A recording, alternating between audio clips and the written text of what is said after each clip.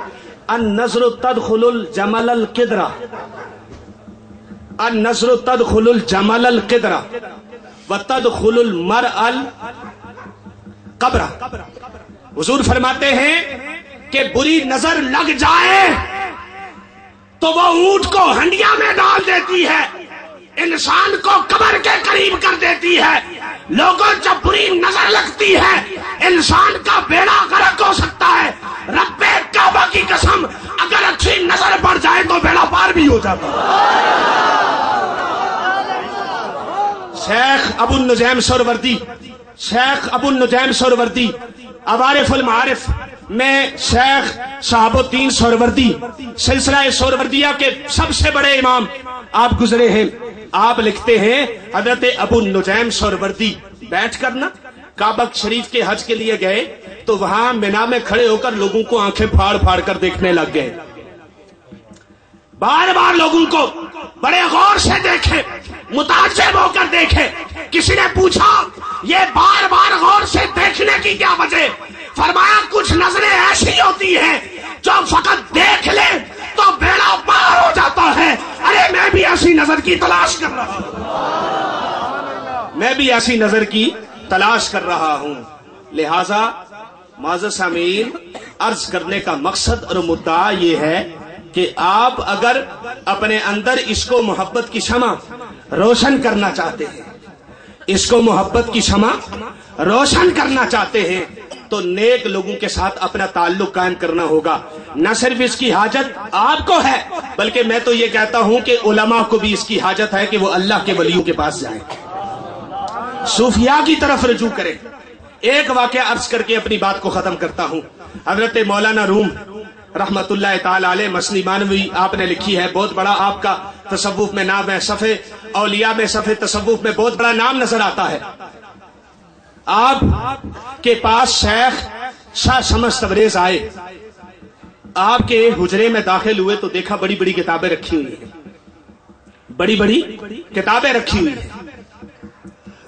آپ نے دیکھ کر فارسی میں پوچھا یہ چیز یہ کیا ہے، یہ بڑی بڑی کتابیں کیا چیز ہے؟ تو مولانا روم کہتے ہیں تو نبی دانی، آپ نہیں جان سکتے، آپ کو معلوم نہیں ہے یہ کیا ہے، یہ بہت بڑا علم کا خزانہ ہے۔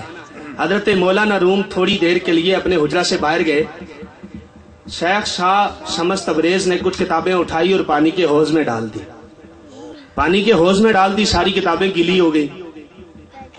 اب یہ ظاہرہ دیکھنے میں ایسے ہی نظر آتا ہے کہ گیلی ہو گئی۔ مولانا روم واپس آئے تو دیکھا کچھ کتابیں موجود نہیں ہیں، پوچھا میری کتابیں کہاں چلی گئی؟ کہا وہ تو میں نے پانی کے حوض میں ڈال دی۔ کہا تم نے بہت بڑا خزانہ ضائع کر دیا، بہت بڑا علم کا خزانہ ضائع کر دیا۔ جب دیکھا شاہ شمس تبریز نے، مولانا روم بہت پریشان ہو گئے۔ آپ گئے حوض کے پاس، جا کر کتابیں نکالنا شروع ہوئے۔ ایک کتاب نکالی، جھاڑا، ایسے جڑ رہی ہے جیسے مٹی اس سے جڑ رہی ہے جیسے پانی نے کبھی صدیوں تک اسے چھوا ہی نہیں، صدیوں تک پانی نے چھوا ہی نہیں۔ کتابیں نکالنا شروع ہوئے۔ مولانا روم پوچھتے ہیں یہ چیز حضرت یہ کیا ہے؟ فرمایا تو نبی دانی۔ مولانا روم بھی برملا کیا اٹھے، مولوی ہرگز نشد مولا روم تا غلام شمس تبریزی نشد۔ لوگوں مولانا روم اس وقت تک علم سے واقف ہو ہی نہیں سکتا جب تک کہ شمس تبریزی کی غلامی کا پٹا اپنے گلے میں نہ ڈال لے، جب تک شمس تبریزی کی غلامی کا پٹا اپنے گلے میں نہ ڈال لے۔ شیخ سیدی عبد القادر جیلانی الحسنی والحسینی بہت بڑی اللہ تبارک و تعالی کی بارگاہ میں مقبول شخصیت تھی۔ اسی کو امام اہل سنت اعلی حضرت ارشاد فرماتے ہیں کہ غوث اعظم جلوائے شان قدرت پہ لاکھوں سلام، یعنی آپ رضی اللہ تعالی عنہ اللہ تبارک و تعالی جل شانہ کی قدرت کا مظہر ہیں۔ لیکن ایک بات یاد رکھیں، یہ روحانیت انسان کو ملتی ہے، اللہ کے نیک بندو کے پاس سے ملتی ہے۔ ان جیسے صوفیاء کا سایہ ہمارے سروں پر دادیر قائم و دائم رہے۔ یاد رکھیے کہ کبھی دنیاوی لالچ کے ذریعے سے ان اولیاء کی بارگاہ میں نہیں آنا چاہیے بلکہ اپنے باطن کو صاف کرنے کے لیے آنا چاہیے۔ روحانیت کا حصول اصل مقصد ہے، اس تصوف کو زندہ کرنے کی ضرورت ہے۔ یاد رکھیے اگر تصوف مٹ گیا تو بہت ساری چیزیں مٹ جائیں گی. کائنات کے اندر دہشت گردی، بدعقیدگی، مردودگی اور یہ سارے مسائل پھیلتے چلے جائیں گے. آخر میں ایک روایت اور ایک کرامت بہجت الاسرار کے حوالے سے، جس کو امام ابو الحسن الشافعی نے اپنی کتاب بہجت الاسرار، جس کو آپ نے حضور سیدی غوث اعظم رضی اللہ تعالیٰ عنہ کی کرامات پہ جمع کیا ہے، آپ فرماتے ہیں شیخ عبد القادر جیلانی نے ایک روایت بیان کی. خود کہتے ہیں کہ میں عربی میں گفتگو نہیں کر سکتا تھا. عربی میں گفتگو، آپ کا ایک لقب ہے ذو اللسانین، حضور غوث اعظم کا ایک لقب ہے ذو اللسانین، دو زبانوں والا. شیخ عبد القادر جیلانی رحمت اللہ تعالی علیہ بیان کرتے ہیں، آپ فرماتے ہیں میں عربی میں کلام نہیں کر سکتا تھا.